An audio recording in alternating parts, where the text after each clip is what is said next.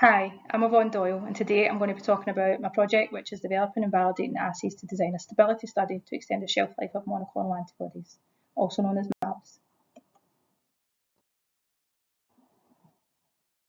So a bit about me. So I graduated from Glasgow, Caledonia with a BSc with honours in chemistry with IT and instrumentation. I then moved to the University of Strathclyde and gained my Masters in Science in Pharmaceutical Analysis. I then went on to a pharmaceutical company and worked there for 22 years, with the last 10 years leading a stability team to extend shelf life of many antibody drug conjugates. In 2022, I decided it was time for a change, so I started to look for some jobs. I wanted to kind of stay in the same environment, cancer research, but I also knew I didn't want to work for a pharmaceutical company any longer, so I looked for jobs in NHS and academia. And the first job that I seen posted was this KTP. So here we are today.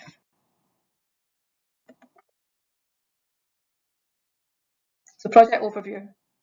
The overall aim of this project was to develop and validate stability indicating assays which will be used to design robust stability studies to extend the in-use stability for monoclonal antibodies.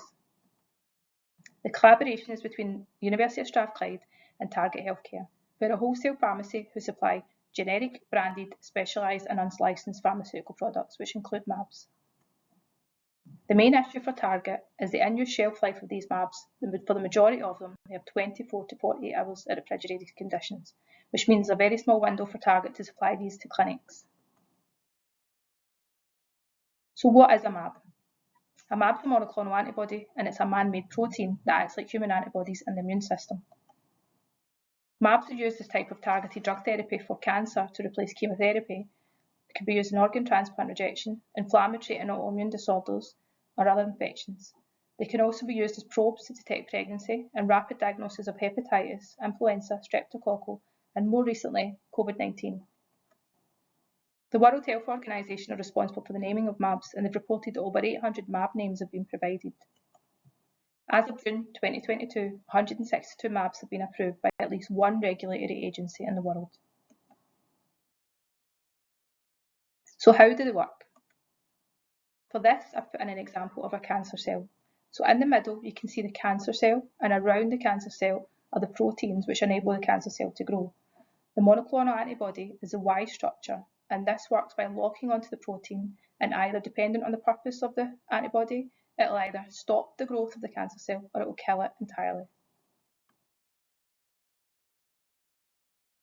So the MAB that Target has chosen to design a stability study for is daratumumab, commercially known as Darzalex subcutaneous.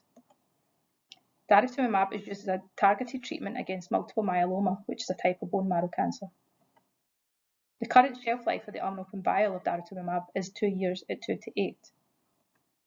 The current in-use stability is 24 hours at 2 to 8 and room temperature of up to 15 hours. Target transfers this product aseptically once it's opened into syringes so they're ready for use in clinic.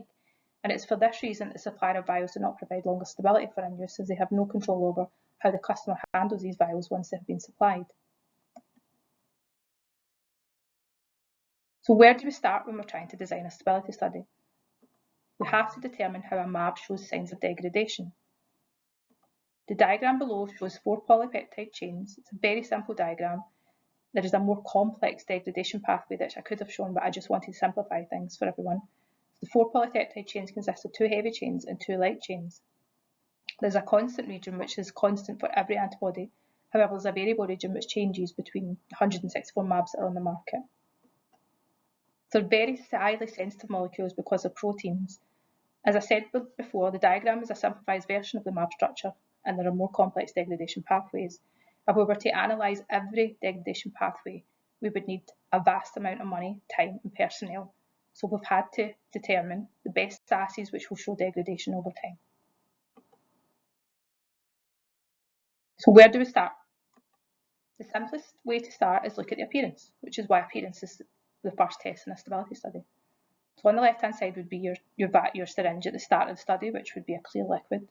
And then 14 days later, if your liquid has changed to orange, that is a clear indication that there's something wrong and the sample is not stable. The second would be pH. So the pH of the solution would be taken at the start of the study, and for this instance, it's pH 4. So this is showing that the sample is slightly acidic. If over time the sample becomes more neutral or more basic, then we know that there's an issue and that the sample is not stable.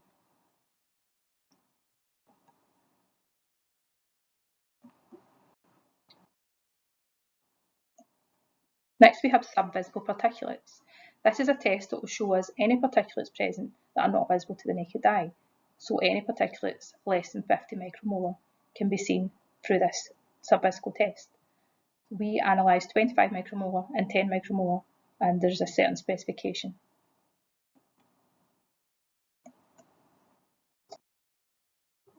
So then we have SEC HPLC. High performance liquid chromatography is an analytical technique, and there's many different high performance liquid chromatography techniques. However, as I said before, there's that many that we can't cover all with the budget and the cost and the time. So we have size exclusion chromatography HPLC, which is an analytical technique that separates a sample by size based on the elution from column filled with a porous gel. So this can identify any aggregates that are formed over time. The chromatogram below shows the monomer, which is the entire Y structure, and then you have your high molecular weight and your low molecular weight species. So we would monitor this chromatogram over time, and we would see if there's any additional peaks that are formed which would hint at any degradation, which would show aggregates. So this is one of the main tests that we monitor over time to ensure that there's no additional peaks, or if there is any additional peaks at a low level. Next we have capillary electrophoresis. This uses non-reduced, which monitors the purity of the denatured intact MABs, and reduced, which monitors the light chain, heavy chain, and non-glycosylated heavy chain. The CE system can also use charge isoelectric focusing to characterise the sample and ensure no significant changes. The electropherogram below shows the reduced and the non-reduced. So at this number 1, we have the internal standard. Number 2, we have a light chain. Number 3, we have the non-glycosylated heavy chain. Number 4 shows the heavy chain, and number 6. Number 7 shows 2 heavy chains and 1 light chain. Number 8 is another non-glycosylated heavy chain, and number 9 is the entire structure, which is classed as a monomer. So again, if we see any signs of any extra peaks through time, then that shows signs of degradation, and we can say have to investigate.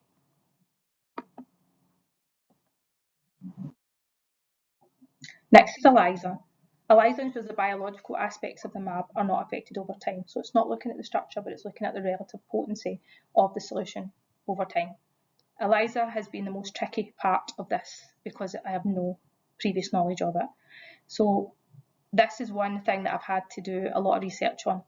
And there are many different steps, there's many different variables, which has caused a lot of issues for myself.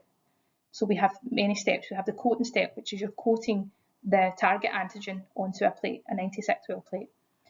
You incubate that overnight, and then next day you block it. So you're blocking it so that no interference between any other antigens or anything else will come up on the plate. You then capture the analyte, which is the primary antibody, and then you add a secondary antibody, which is detection. And then you add a substrate which will change colour, so you'll get a colour change from blue. You incubate that for 10 minutes, and then you stop the solution with a sulfuric acid, which then turns the colour to yellow. You then have your analysis and calculation. Because of the nature of this assay, it's not very consistent. It's not anything can affect it. So time, if you incubate for 5 minutes, 10 minutes longer, then it can affect the results. If you leave your substrate on 2 minutes longer than it should be, it can affect your results. So there's a lot of variables in this that has been very tricky. So method development. Once all the methods have been established, each one had to be developed. So most assays like the HPLC and the CESTS have standard methods for MABs. However, as each MAB is individual, there requires to be some optimisation around sample concentrations, incubation times, etc. ELISA, as I said before, was the most challenging assay to develop due to the biological nature of the assay and the many individual steps and variables involved. The appearance, pH and subvisible particulate testing are all compendial methods, which means there's already methods published, and development is not required for these, only method verification. Method validation. So method validation is required to ensure that each developed assay is fit for purpose. So this requires analysing the following aspects of each assay. The selectivity or specificity, which is the ability to measure accurately and annihilate in the presence of interference. Precision, which measures the values and how close they are to one another. Accuracy, which is how close the results are to a true measurement. The linearity, which establishes how linear your standard curve is. The range, which is generally the concentration range at which the linearity test is done. The stability, which is a critical part of this because it establishes how long you can leave a sample sitting prior to analysis. For example, if you start your experiment and then get called away for whatever reason, and you come back a few hours later, has your sample been affected, or can you just go ahead with the analysis? That tells us a lot. The limit of detection and limit of quantification. The limit of detection, LOD, is the lowest concentration at which the instrument can detect but not quantify, and the limit of quantification, LOQ, is the lowest concentration at which the instrument can detect and quantify. So progress to date. So we've completed the appearance, pH and subvisible particulates method verification. We have completed the size exclusion, HPLC method development and validation, and we've had very promising results from that. We have completed the ELISA method development, but unfortunately the validation failed, so we have had to go back to redevelopment, and that's currently being finalised.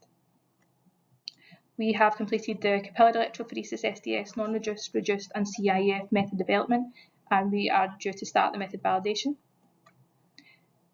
We have targeted to initiate the stability study for daratumumab, but because of the delays, this is going to go into the week the project is due to end.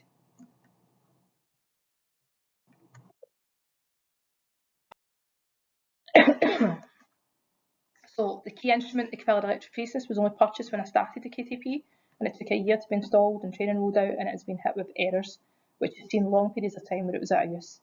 This has caused delays to the project, which means the study won't be initiated until the week the project ends.